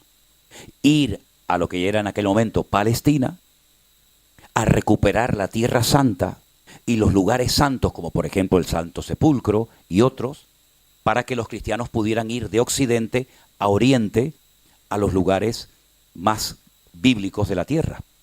En la mentalidad católica, Los 3 lugares más sagrados del mundo son los siguientes. Primero, Jerusalén. Segundo, el Vaticano. Tercero, la Basílica de Santiago en Santiago de Compostela, en Galicia. Porque es de donde dicen que está el apóstol Santiago enterrado. Que Santiago nunca llegó a España, pero bueno. Pero lo curioso es que cuando usted entra a la ciudad antigua de Jerusalén, que está dividida en 4 barrios o cuartos, hay un barrio que es para los judíos solamente, otro que es para los musulmanes, otro que es para los cristianos armenios y otro que es para los judíos, los musulmanes, los ortodoxos y los armenios. Es curioso porque hay muchos árabes que son cristianos, no son musulmanes, son árabes cristianos. Pero hay un barrio que es el barrio de los armenios. El pueblo armenio ha sido el único pueblo que siempre han sido cristianos. Fue San Bartolomé, uno de los discípulos de Cristo, llamado Bartolomé, fue a esa parte del mundo, los evangelizó, y desde ese momento, desde el siglo I hasta hoy en día, los armenios nunca cambiaron de religión, siempre fueron cristianos, muy parecidos a los católicos. Ellos no se someten al Papa, sino que tienen el patriarca, pero es más o menos parecido al catolicismo. Ellos tienen una iglesia que la abren de vez en cuando en el año, van una peregrinación tremenda a visitar, y yo me enteré allí. Yo dije, madre mía, qué desilusión para los españoles. Tienen la cabeza del apóstol Santiago en Jerusalén. Y los españoles se creen que tienen todo el cuerpo y lo que tienen es el tronco. Y yo de broma le decía, no se pueden poner de acuerdo los armenios y los españoles, a ver si préstame una semanita la cabeza, yo te pido el cuerpo y lo juntamos. Estas son las cosas de la religión, tremenda. ¿Va a haber persecución contra los cristianos? Por supuesto. Así que vaya mentalizándose de que en cualquier momento el mundo puede volver a cambiar. El mes de noviembre de este año va a ser un mes crucial por varios motivos. Primero, se espera que de un momento a otro Israel ataque a Irán. Si Israel ataca a Irán, esto va a ser un detonante brutal, porque no va a atacar con bombitas de agua. Va a ser un ataque bestial, aunque todos están tratando de frenarle. Hace años, para ponerles un ejemplo, Siria construyó una presa, un dique, para cortarle el suministro de agua del norte, que es donde nacen los ríos, a Jerusalén, y que Israel se quedara sin agua. Israel atacó y destruyó ese muro de contención. Lo volvieron a construir por segunda vez. La aviación israelí lo volvió a destruir por segunda vez y le dijo, la tercera vez, si te atreves a levantarlo, te destruyo la ciudad de Damasco. Y ellos tienen miedo porque hay una profecía en la Biblia que algún día Damasco, capital de Siria, será destruida y será un montón de ruinas. De hecho, la semana pasada, Damasco, capital de Siria, recibió un ataque israelí brutal. Porque la Biblia dice que Damasco desaparecerá. No lo digo yo, lo dice la Biblia. Y ellos lo saben. De hecho, yo he hablado con muchos árabes. Tengo muchos amigos árabes en Israel y ellos saben perfectamente las profecías que dice la Biblia acerca de esa capital.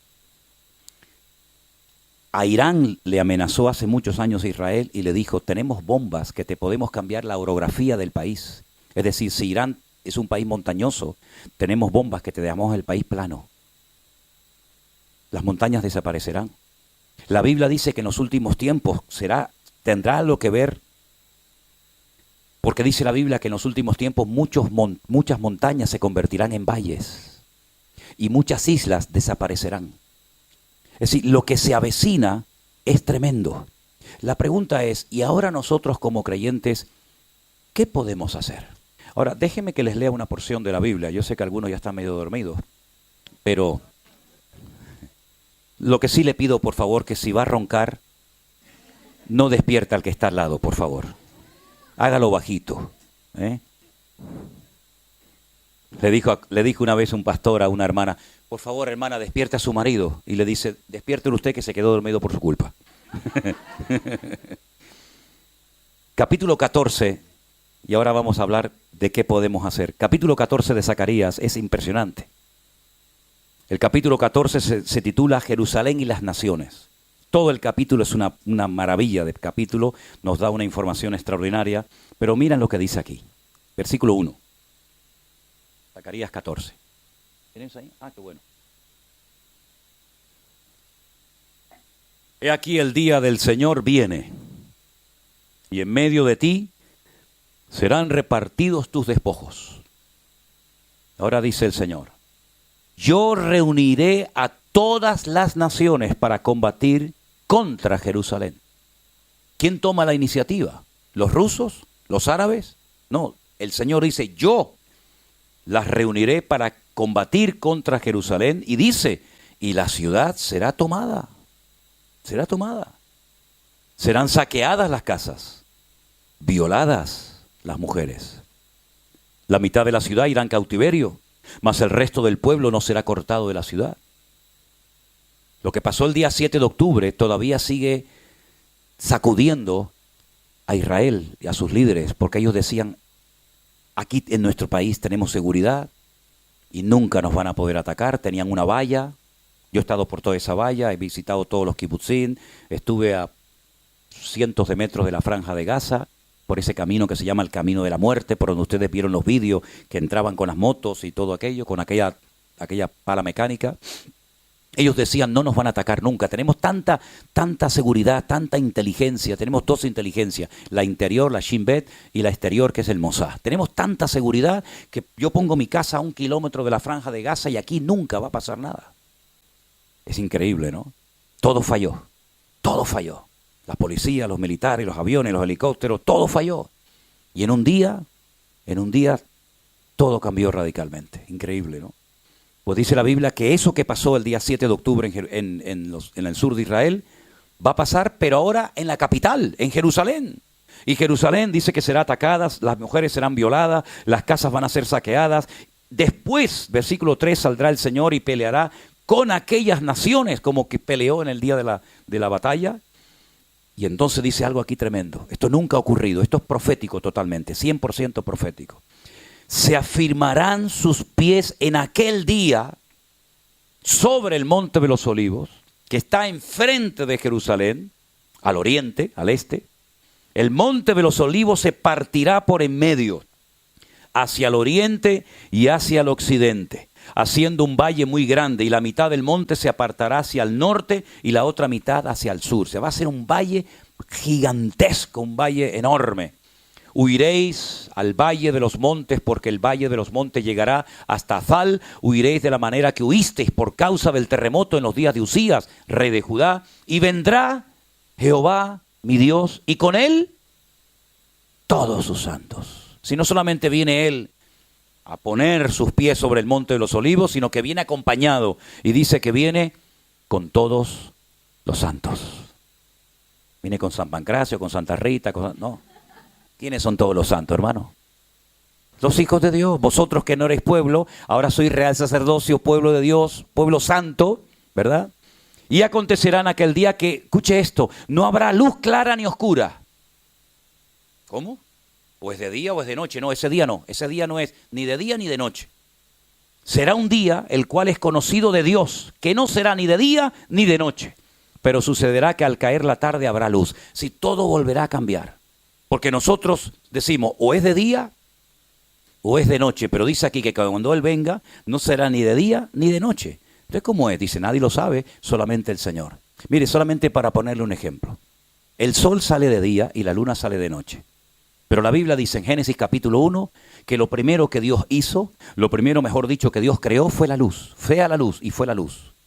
Y el sol lo creó al cuarto día.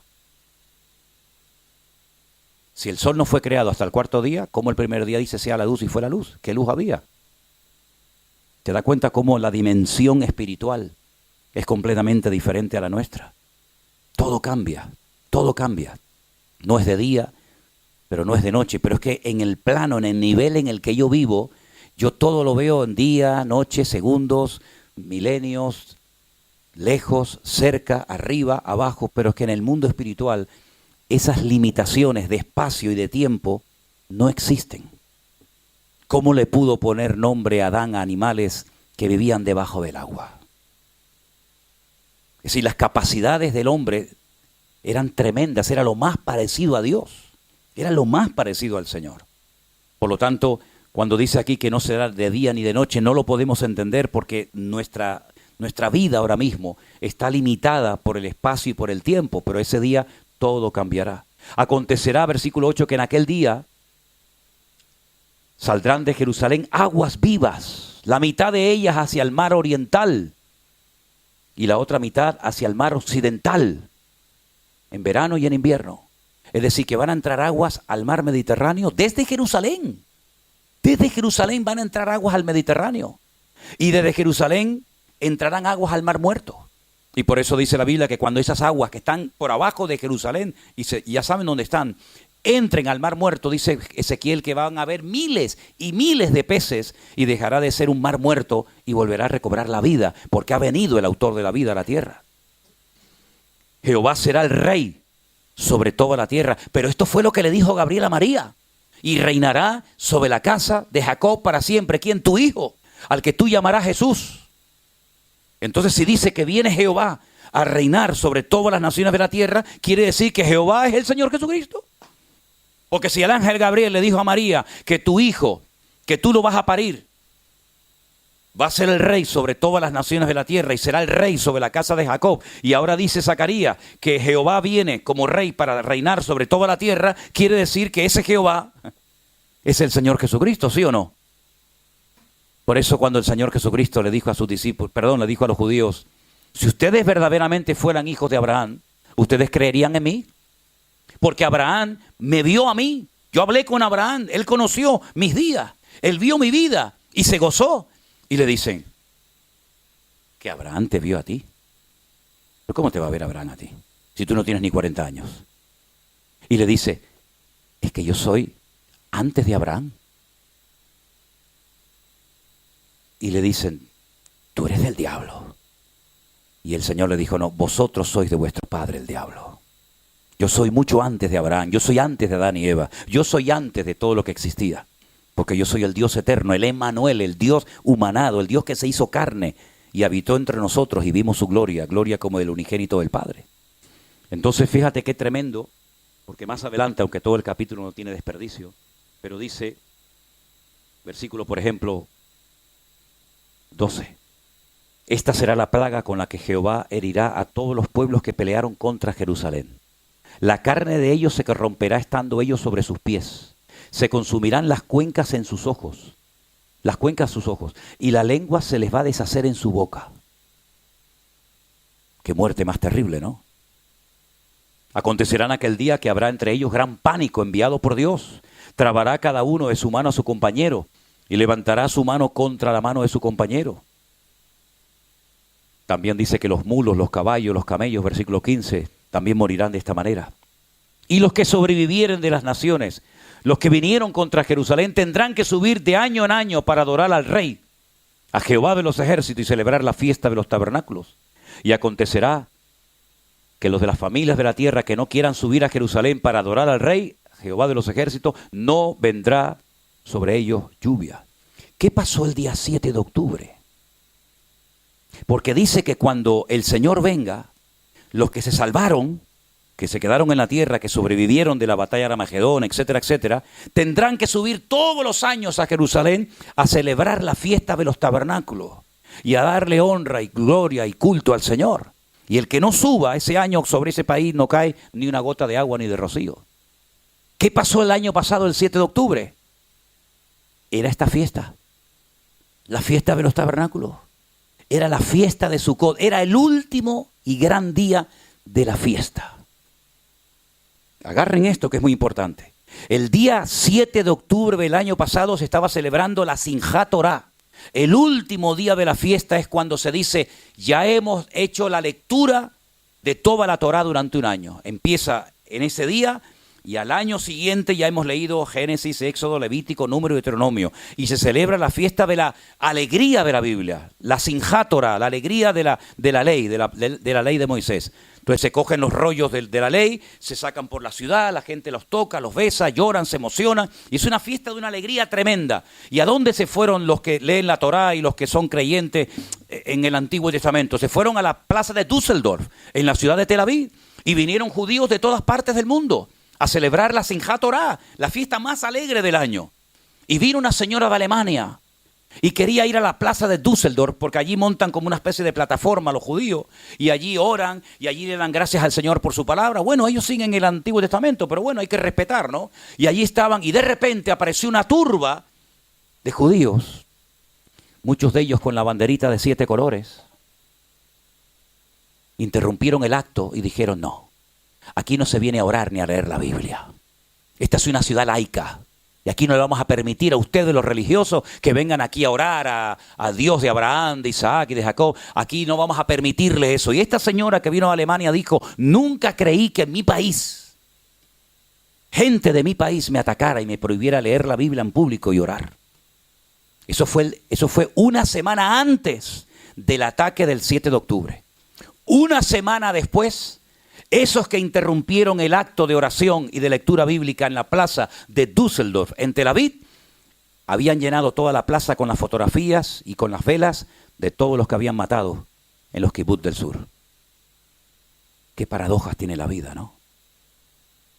¿Te molesta que se lea la Biblia en público? ¿Te molesta que se ora? ¿Tienes que interrumpir un acto de tu gente, de tu pueblo, de tu cultura? Pues a la semana siguiente estaban recordando a los que habían fallecido en ese lugar. Qué tremendo, ¿no? Qué triste, ¿no? Qué triste. Cuando yo en diciembre del año pasado decidí irme, la guerra había empezado en octubre, yo decidí irme en diciembre a ver cómo estaba aquello, y mi objetivo era irme al sur, pero lo más posible al sur, para hablar con soldados, para hablar con gente que había perdido hijos, padres, sobrinos, nietos, y me fui por todos los kibutz. Contactamos con un soldado que estaba en Gaza peleando y vino y nos recogió a través de un pastor, hicimos el contacto y fuimos visitando kibutz por kibutz, fui entrando a las habitaciones, vi, bueno, cosas tremendas. Me llevaron a una explanada donde había miles de coches, todos los que estaban en la famosa fiesta de Nova, todavía estaban sacando los restos, llenando bolsas de plástico de dientes, de cabezas, de ojos, de troncos, de manos, de cantidad de cosas, y allí estábamos nosotros viendo todo aquel panorama. Y resulta que en una gasolinera paramos a poner gasolina al coche y me encuentro a un muchacho, me acerco a él y entonces él me dice: hablas español, ¿de dónde eres? Y empezamos a hablar. Él había ido a las Islas Canarias a hacer un reportaje del volcán que tuvimos no hace mucho tiempo en la isla de La Palma, conocía muy bien aquello. Entonces empecé a hablarle, él era periodista, se iba al sur a hacer un reportaje. Y le dije: oye, te quiero hacer una pregunta, si no quieres no me la respondas. ¿Es verdad que todos o casi todos los habitantes de los kibutz, esas granjas comunitarias que fueron atacadas, son ateos? ¿Es verdad? Me dice: más del 85% de los que vivimos en los kibutz no queremos saber nada de religión, ni de Biblia, ni de Dios, ni de nada. Él me dio sus motivos. Se extrañó de que le hiciera ese tipo de preguntas. ¿Cuántas sinagogas quemaron en el sur? ¿Cuántos rollos de la Biblia quemaron en los kibutz del sur? Ni uno, porque eran la mayoría ateos. ¿Saben a lo que se dedicaban los que vivían en esos kibutz? A ayudar a los palestinos, a los primos, como yo les llamo, llevándolos a hospitales, dándoles escuela. Uno de ellos hizo todo un sistema de regadío con unas tuberías tremendas para que pudieran tener agua potable. Las escarbaron, las sacaron y las convirtieron en cohetes, las convirtieron en misiles. 11.000 de ellos trabajaban en las comunidades agrícolas y ganaderas del sur. Ellos se llevaron toda la información, los planos, el nombre de las calles, cuánta gente había en cada casa, incluso si había algún animal, algún perro, algún gato, algún anciano, algún niño. Y se lo llevaron a los que luego después atacaron. Y sabían dónde tenían que ir. Aquí había una familia, aquí había un niño, aquí había un perro, aquí había aquí había el otro. Es decir, fue algo realmente terrible, pero esto es simplemente un botón de muestra de cómo el país más protegido de la tierra, con el sistema más sofisticado tecnológicamente hablando de seguridad, fue atacado y fue humillado en unas pocas horas. Y 3.000 de esas personas se metieron dentro de Israel. Y déjeme que le diga algo. Y nos lo dijeron allí ellos. Ellos no sabían que iba a haber una fiesta nova en el desierto. El objetivo de ellos cuando venían cargados con un montón de comida. El objetivo era tomar las ciudades del sur. Tomar Beersheba, tomar Siderot y tomar otras ciudades. Y desde allí ir subiendo, controlando todo el país. Tomar barrios enteros, edificios enteros, amenazarlos que si nos atacan ponemos explosivos y tiramos todo el barrio abajo. Ese era el objetivo con el que ellos venían. Pero cuando ellos llegaron y vieron aquella fiesta donde había miles de jóvenes, muchos de ellos sí bailando, pero drogados, borrachos, con una estatua gigante de Buda, en medio del desierto. Ya me contarán ustedes a mí qué hace un Buda gigante en el desierto en una fiesta de judíos. Cuando ellos llegaron dijeron, uy, esto es un regalo. Y en cierto sentido fue lo que los paró de poder entrar a las grandes ciudades. Se dedicaron al tiro al blanco. Comenzaron a disparar a diestra y a siniestra. Y eso fue un poco lo que frenó que ellos entraran a las ciudades grandes y conquistaran desde ahí todo el país. Ahora, hablando con hermanos nuestros en la fe, tanto judíos como no judíos, hay hermanos que llevan mucho tiempo preparándose, almacenando grandes cantidades de alimentos y de aguas, porque ellos saben que tarde o temprano van a ser atacados de una forma brutal, como dice la palabra de Dios. No solamente este capítulo que hemos leído, lean por ejemplo el libro de Joel, donde dice cosas tremendas, cómo entrarán por las ventanas, cómo violarán a las mujeres, etcétera, etcétera. Entonces, queridos hermanos, estamos a punto de ver cosas aún peores que las que hemos visto en televisión o las que nos han contado. Nosotros, si el Señor lo permite, nos vamos todo el mes de noviembre a Israel. El mes más difícil, el mes más duro. Las próximas elecciones en los Estados Unidos van a cambiar el panorama político del mundo. Gane quien gane. El otro día estaba predicando en una iglesia, en un auditorio en Orlando, y yo dije que gane quien gane, va a pasar cualquier cosa. Y bueno, hay unas personas que se enojaron, pensaba que yo apoyaba a uno y estaba en contra del otro. Yo ni apoyo a uno ni estoy en contra de nadie, yo solamente predico la palabra de Dios. Y digo que sea como sea, Estados Unidos llegará el momento en el que no va a suministrarle nada más por la presión tan grande que tienen a Israel. Y la mayoría de las armas que Israel tiene no son de fabricación casera, sino son armas que le compran a los Estados Unidos. Ya por ejemplo ayer el presidente de España, que es un inútil terrible, es un demonio, y lo he dicho así abiertamente, me da igual, es un demonio terrible, es un instrumento del diablo en estos tiempos finales, ya dijo que a Israel no hay que darle armas. Si no me das armas, pues lo que estás diciendo es que me maten. No le vendan armas. ¿Qué significa? Pues que los destruyan. Ya Macron lo dijo la semana pasada, que no hay que venderle ni una sola arma más a Israel.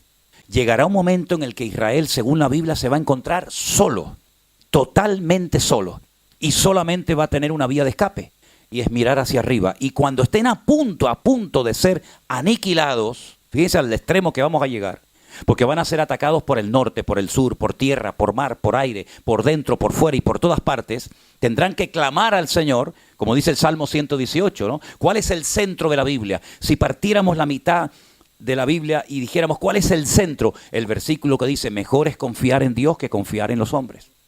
Ese es el centro de la Biblia. Desde la angustia invoqué al Señor o al Eterno y el Eterno me respondió. En ese momento es cuando aparece aquel que traspasaron y lo verán y harán gran lamentación por él, y es cuando él pone sus pies en el monte de los olivos, se parte, y entonces cuando él viene a reinar con poder, con gloria sobre este planeta Tierra. Las cosas van a cambiar de tal manera que mañana, pasado mañana, el mes que viene, dentro de 2 meses, usted vaya a poner gasolina a su coche y el litro puede costar 20 euros. ¿Cómo? La Biblia dice que un hombre tendrá que trabajar todo el día para comprar una barra de pan. Claro, puede ser que haya personas que digan, pero es que a mí no me gusta lo que este hombre predica. Bueno, con todo mi respeto, yo le digo que a mí me da exactamente igual lo que usted opine de mí. Pero yo le digo lo que dice la Biblia, que un hombre tendrá que trabajar todo el día para comprar una barra de pan. Como les dije ayer, los que tienen los ahorros en dólares, vayan espabilando, porque el dólar se va a hundir en la miseria. O sea, yo voy a comprar unos dolaritos. Sí, compren los dolaritos. Es decir, todo va a cambiar de tal manera que a lo mejor usted va a llegar un día a un supermercado, como ha pasado en Cuba, como ha pasado en Venezuela, como ha pasado... Yo me crié en Venezuela, mi infancia la pasé en Venezuela. Nosotros vivíamos, no digo como ricos, pero casi, un país de abundancia, había trabajo, era Estados Unidos en español. Nadie se quería ir a otro país, Venezuela era un paraíso. Miren cómo está Venezuela hoy en día. Es un país destruido, un país sin futuro, un país con tantos recursos que tiene. ¿Qué recursos tenemos en Europa? No tenemos petróleo, no tenemos gas, no tenemos oro, no tenemos diamantes, no tenemos nada. Más que tontería en la cabeza. Y sin embargo los países latinoamericanos, cualquiera que me mencione, Ecuador, Perú, México, Argentina, Bolivia, Brasil, cualquier país de Latinoamérica se podría comer el mundo.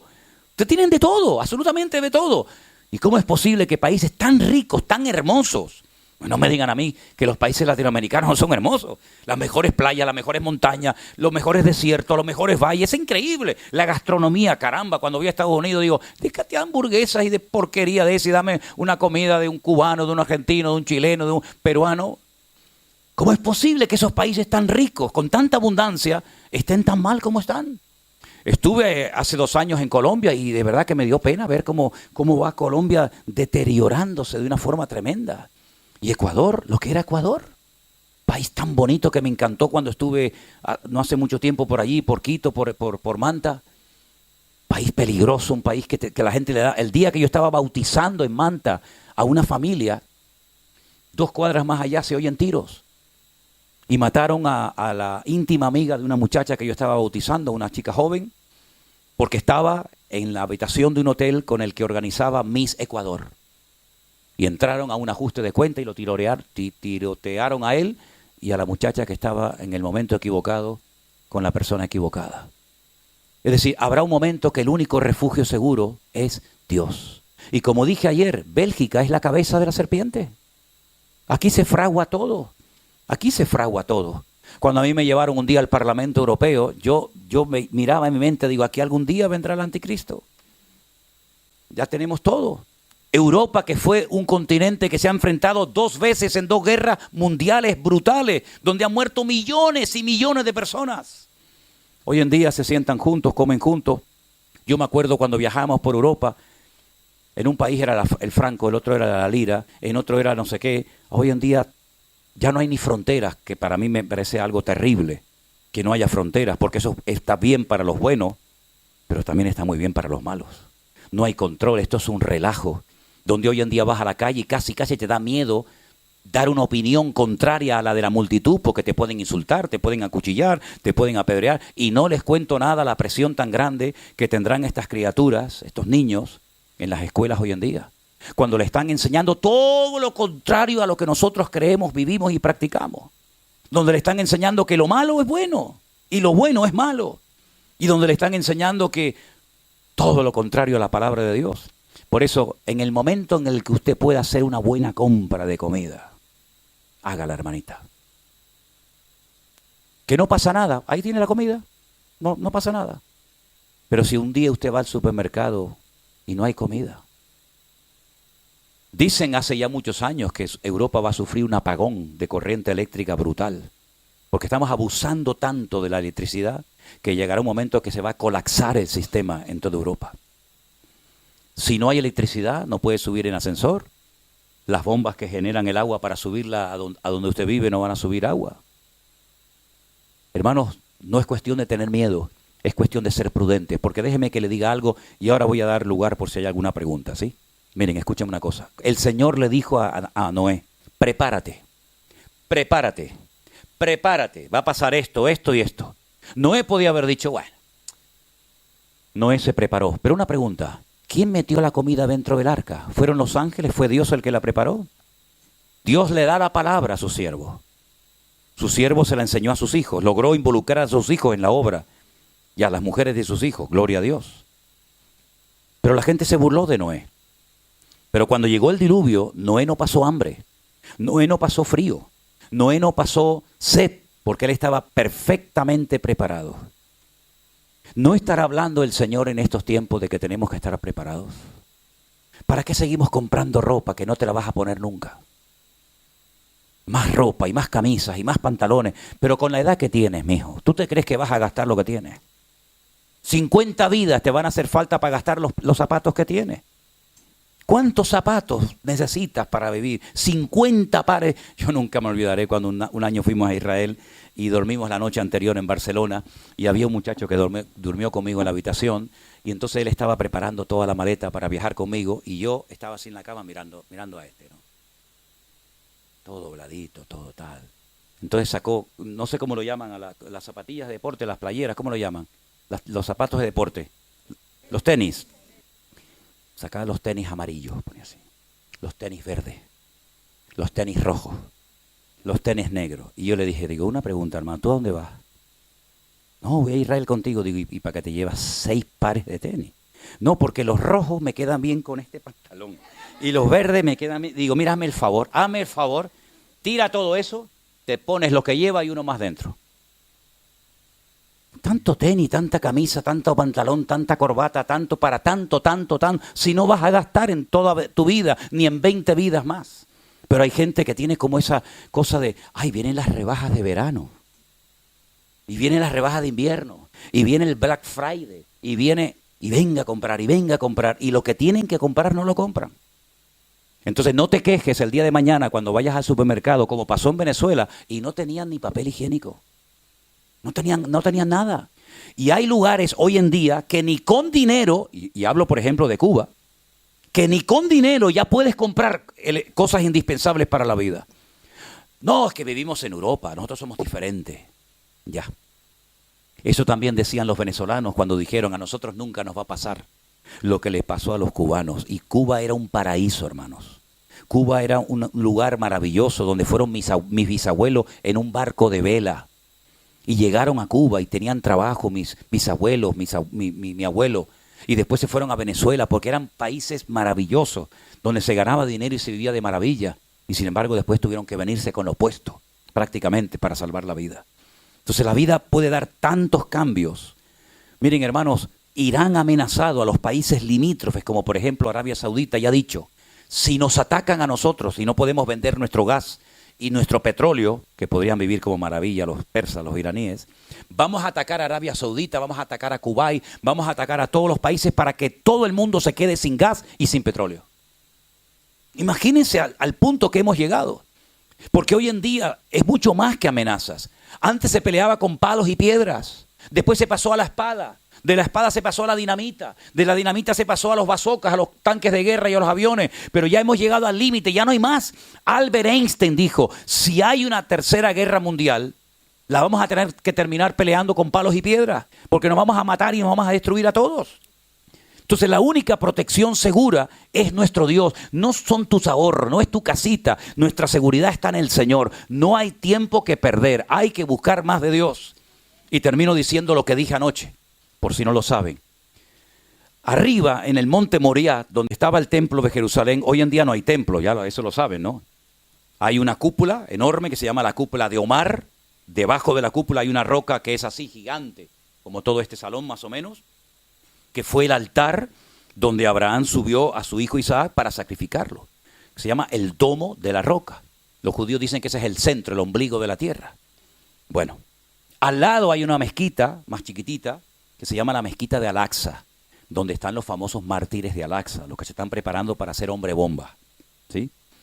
En esa explanada, durante años los judíos no podían subir, porque subías y te mataban. La primera vez que yo subí, lo primero que hacen es arrancarte cualquier símbolo religioso que no tenga que ver con el Islam. Te tiran la Biblia, te rompen cualquier anillo con algún versículo bíblico, una estrellita de David, una cruz, lo que sea, todo eso lo rompen. Pero podíamos subir. Pero ahora esa prohibición de poder subir los judíos arriba a orar ya se ha quitado. Eso es un milagro.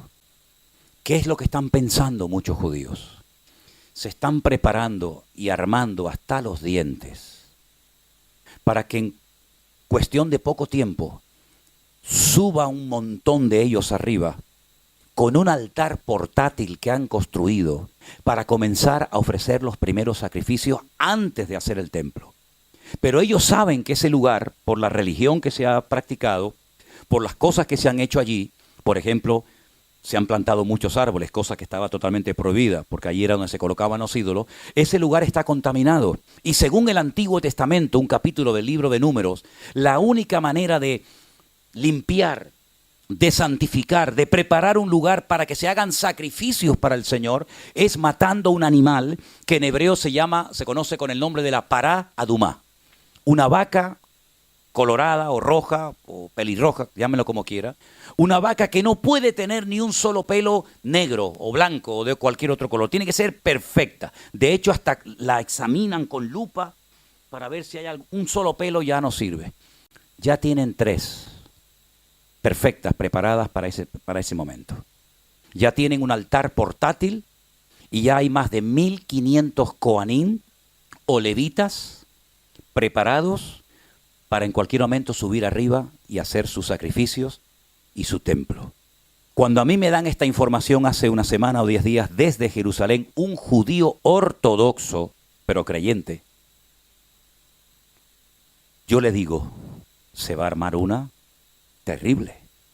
Dice, a mí me propusieron el poder subir armado para tomar posesión de ese lugar y me negué. Porque como me dijo él a mí, las armas de mi milicia no son carnales, sino poderosas en Dios. Pero en la mentalidad de los otros, ellos quieren subir, aprovechando la debilidad del enemigo, puede ser cuando ataque Israel a Irán, cuando ya tenga más o menos sometido, como hacía David, ¿no? Que sometía a los enemigos para hacer las cosas espirituales. Fíjense cómo va en la vida, ¿no?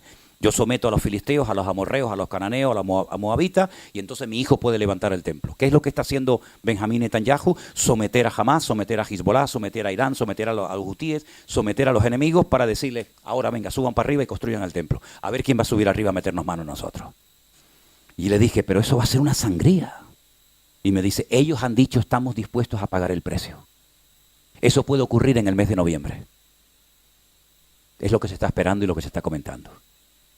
Entonces mi obligación es decirle, hermanos, yo en mi vida pensé que iba a llegar un punto en mi vida con la edad que tengo y con el tiempo que llevo en esto, de tener que enseñar esto a las iglesias. Hermanos, vamos a prepararnos. Vamos a prepararnos. No solamente espiritualmente, sino también tener algo de almacenaje en nuestros hogares por lo que pueda pasar. Y si no pasa nada, bueno, pues ya está, no pasó nada. Ahí tengo la nevera llena de comida, ahí tengo el almacén lleno de comida. Pero hermano, y si vamos al supermercado, bueno, ustedes se acuerdan que el día 14 de marzo del 2020, de un momento a otro el mundo cambió. ¿Y quién lo iba a decir? Cuando a mí me dijeron esa semana, el jueves, me dijo un anciano de la iglesia, nuestro hermano Armando, seguramente vamos a tener que cerrar la iglesia el domingo. Yo dije, ¿qué? De eso nada. No, es que el gobierno está diciendo que a lo mejor la pandemia, y yo dije, de eso nada, yo no cierro, y yo fui uno de los primeros que dije, yo no cierro la iglesia. Hombre, que si la tuve que cerrar, bien cerrada. ¿Y quién nos iba a decir a nosotros que millones de hermanos nuestros íbamos a estar encerrados? Yo decía, bueno, un par de domingos. Tuvimos bastante tiempo, y luego después, uno aquí, otro allí, otro para allá, no me toques, no estornudes, y cuando alguien estornudaba hacíamos... Yo me acuerdo cuando sacaba el perro de paseo, que ya el pobrecito ya no daba más porque lo paseaba todo el día, el perro iba así. ¿Verdad? Los vecinos decían, déjame el perrito un ratito para salir. El perro ya decía, ya no me saques más. Algunos hasta compraron peluches de esto y sacaban el peluche por la calle para coger un poco el aire. Me acuerdo cuando salía con el perro que venía uno allá en la esquina y hacía, y hacíamos, y salíamos corriendo. Eso pasó el otro día, ya lo hemos olvidado. Y yo recuerdo que algunos hermanos oraban y decían, hay que orar para que pronto vuelva la normalidad. Y yo decía para mí, ¿y no será que esta es la normalidad a la que vamos a tener que acostumbrarnos? A vivir con menos, a comer menos, porque comemos como salvajes muchas veces. Y si no, mírese. No, mírese. Ay, es que la foto me sacó gordo. No. La foto no le sacó gordo, hermano. La foto sacó lo que es. Algunas cuando se hacen alguna foto conmigo, algunos hermanos dicen, hermana, sáqueme guapa. Y yo la miro así y digo, hermana, la cámara no hace milagros, hermana. Entonces, hermanos, estamos viviendo tiempos peligrosos, tiempos difíciles, tiempos donde cualquier cosa puede ocurrir en cualquier momento. Y creo que mi deber como creyente es advertirles de que las cosas no van a mejorar. ¿Qué más quisiera yo? El Señor dijo que por haberse multiplicado la maldad, el amor de muchos se enfriará. Porque va a haber muchos cristianos que no fueron hombres de oración, que no fueron hombres de palabra, que no fueron personas consagradas, que no van a aguantar la presión. No la van a aguantar. Va a haber momentos en Europa que te van a decir, ¿usted qué religión practica? Soy cristiano, aquí no pueden trabajar cristianos. Ya está pasando en algunos países, En algunas universidades ya están preguntando, y hablo de Estados Unidos, no hablo de Burundi, hablo de un país como Estados Unidos, el país de la libertad, que ya te están preguntando cuando vas a Yale, a universidades importantes, ¿qué religión practicas? Y depende de la religión que practiques, depende de cuál sean tus creencias, puedes o no estudiar en esa universidad, aunque tengas que pagar miles y miles de dólares por estudiar en ella. Al punto ese hemos llegado, queridos hermanos. Y llegará el momento que dirán, cristianos evangélicos aquí no trabajan. Ya le pasó a Elena hace años, que en un lugar, cuando dijo que era cristiana evangélica, le dijeron, coge tu maleta y vete, aquí no puedes trabajar más. Ni siquiera le dejaron entrar.